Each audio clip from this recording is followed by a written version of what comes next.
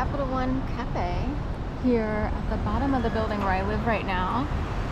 They used to sell Peet's coffee. Now they have Verve coffee roasters. The Latham Hotel. It used to be a hotel. Now it belongs to Pearl Properties as an apartment building.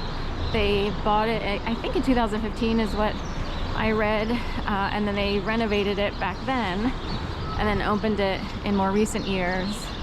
But anyway, little story with Peet's Coffee versus Verve. Oh, I didn't know the sidewalk was closed. I was just walking there.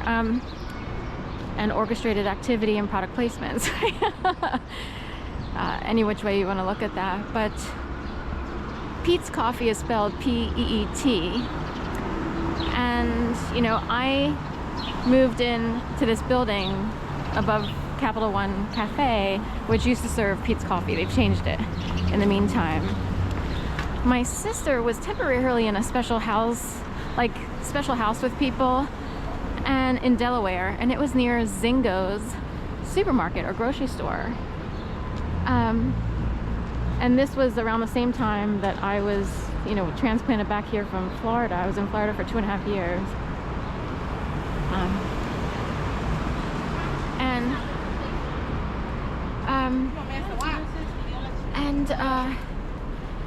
Anyway, I had to return because my mom and dad and aunt, but I was living with my mom and aunt. Everyone passed away during the pandemic.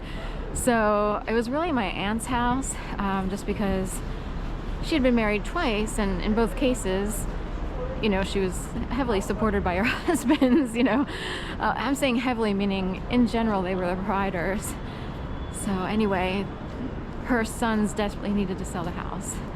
And I didn't know what to do, so I had to come back here, and I wound up in this building because I got the idea to call my old property management company, who I rented from years ago, hoping that they would sort of just quickly say, oh yes, you can move in, we'll show you an apartment and we can just hurry up and get the process going, which is what they did. And I took that. There were 2 other places I looked into, but this is the one that came through. I just took it because I was desperate and I was scared. So I wound up in the Latham, basically because of a lot of scare tactics and fear mongering. Mongering is putting it lightly, because of a lot of scare tactics and, you know, uncool activity going on in general. But anyway, point being, I would discover over time, after coming onto YouTube, that there was a personality or what have you. I guess it's his real name. He goes by Pete Montzingo, and he's really popular in a certain group. You know, a lot of people know who he is. I guess he was on American Idol and made the finalists, or he made at least the first audition cuts to at least show up on the actual show. And he's really tall, and he was born in, you know, what's the correct term, little people family or what have you. So his mom is, you know, he kind of shows like he's really tall, having grown up in a super, you know, little people dwarfism family. So his whole channel is about issues related to that, and, you know, how sensitive he is as a person and stuff like that. So all of a sudden it struck me, like, Pete Montzingo, and when I saw Peet's Coffee and I saw Zingo's grocery store, and my sister and I were located near these things, I started to, Pete Montzingo seems like a totally awesome, nice guy, but it did bother me on some level that there was some sort of infrastructure or orchestration of which I'm not in the know on totally. Like, it's not like I'm in control of it, you know what I mean? So I was like, what is it? You know, why did I wind up in you know, a situation where these 2 things would come up, or where this type of thing would come up, where it was kind of shown, and so forth and so on. The coffee changed, and now it's Verve, and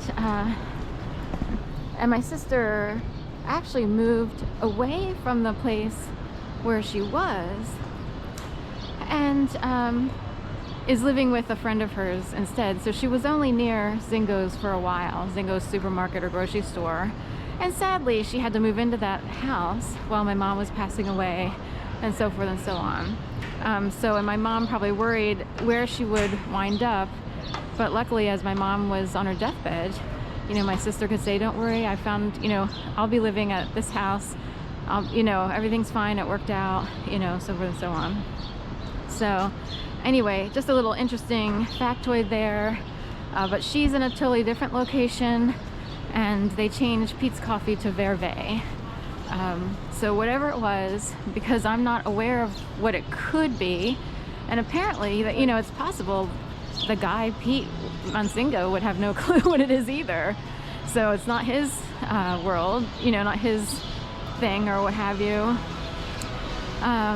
So being not in the know and having been tortured since 2011, hard to explain, because here I am walking around with a camera, which can seem, you know, kind of on the difficult side for some people. Like, how do you get out there and talk, and what do you talk about? And I happen to have a specific mission, I guess, or, you know, I'm here because I experienced something really bad that began in 2011. It was really bad. And activity related to what kicked off in 2011 just never stopped. So for many years I walked these streets, and in retrospect, I wish I had the resources, the money, the know-how to have really picked up a camera and done this years ago. Because maybe it would have settled down whatever the activity is on the streets. Now in my case, I experienced stuff that's both on the streets and more invisible. It's hard to explain. Like, I would have to point out things that were showing up as like a problem in terms of harassment. So that's why I'm out here today, you know, literally 14 and a half years later, with a camera. That's one of the reasons. I might not have even known that that guy existed had I not been sort of compelled to turn to YouTube. So anyway,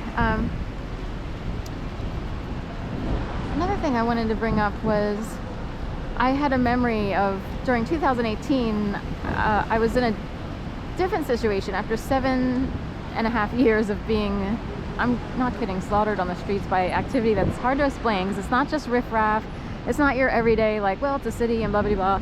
It's way more than that. So it's like being in the tobacco whistleblower movie. It's in that realm. Or coupled with The Truman Show and Enemy of the State and The Game with Sean Penn and Michael Douglas, and there's more, a little bit of Groundhog Day.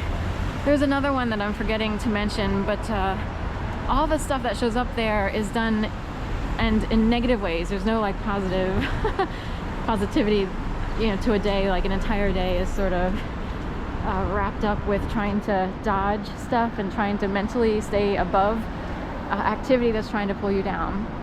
So anyway, all of that went on. In 2018, I wound up living in a house that was a kind of a friend or contact who had an empty home. I needed to get out of my apartment. It's as if the universe said, most of my dog walks had dwindled. I was kind of stuck in dog walking. There's an argument that technically I was human trafficked through dog walking. We will, you know, so anyway, in 2018, I had to stay in this house and not pay rent. So in the end, I needed to leave where I was living. And some people wondered if someone came along to crash the party of the